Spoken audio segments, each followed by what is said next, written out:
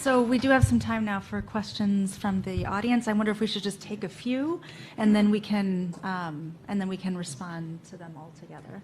So, okay. Thank you. I have a question. What's the difference between the U.S. debt and the debt that African nations own?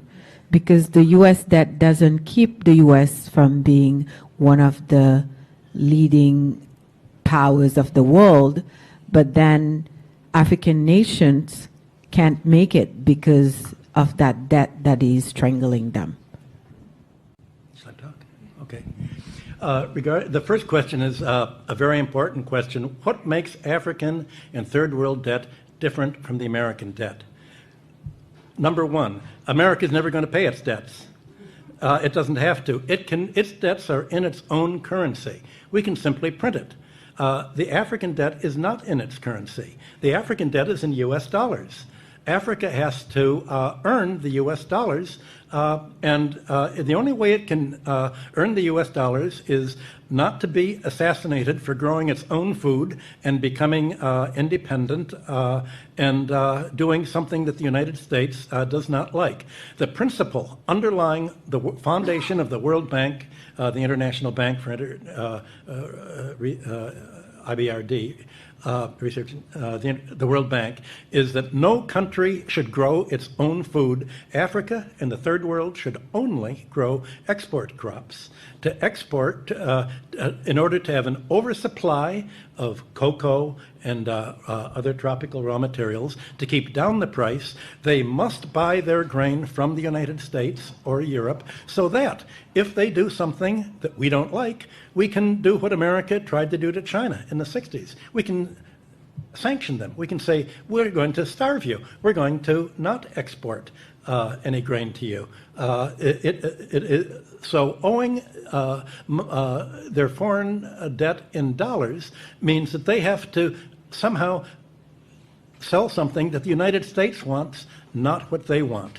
I think the most evil organizations in the world today are the World Bank and the International Monetary Fund. And my book, Super Imperialism, that I wrote in 1972, is all about that. The largest purchasers of the book were the Defense Department and the CIA. I was immediately, the organization I worked for was given a $75,000, $85,000 Defense Department contract for me to come to explain to them how American imperialism worked, and they used it as a how to do it book. They thought it was just spontaneous, and I had written the book thinking that socialists and third world countries would do something about it, and indeed it was translated into Spanish and other languages, but it was really the Defense Department that applied most of this, and I was amazed when I was invited to the White House to explain how imperialism worked. And my boss said, we've run rings around the British imperialists. This is how to do it.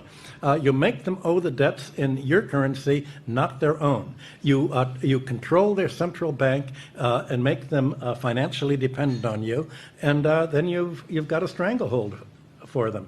So certainly the third world countries should cancel the debts under the odious debt principle. I haven't been able to convince any of them to do it because they said if we do that, the CIA will kill us. So how do you break that cycle? That's a problem I've not been able to solve. The other thing, when you were responding to the first question, there's also something we're suffering from in Africa, the devaluation of currency as another way of... Devaluation of? The currency. Oh, currency, yes. As a way of keeping us dependent continuously. That's a good point. When a country devalues a currency, what are they devaluing? Well, you know, there's a world price for grain, a world price for aluminum, a world price for raw materials. The only thing that they can really devalue is the price of their labor. So when Africa or Latin America or Greece is told to, or America is told to devalue the currency, what that means is pay labor less. You have to squeeze out more to pay the top of the economic pyramid, to suck it all up to the top 10% or 1% or 0.1%. So devaluation is basically an anti-labor policy to prevent a domestic market and prosperity from developing. That is why China and Russia are saying, we don't want to be part of the dollar area. We want our own currency, and we'll only borrow in our own debt. Last time I went to China, it was a little annoying because they insisted in paying me in yuan, which all these little red bills that you have to go to a bank to turn in, and yet they said, well, we're following your advice. What do you complain about? So what could I do? It's a good idea, but at least they don't want any part of American sanctions.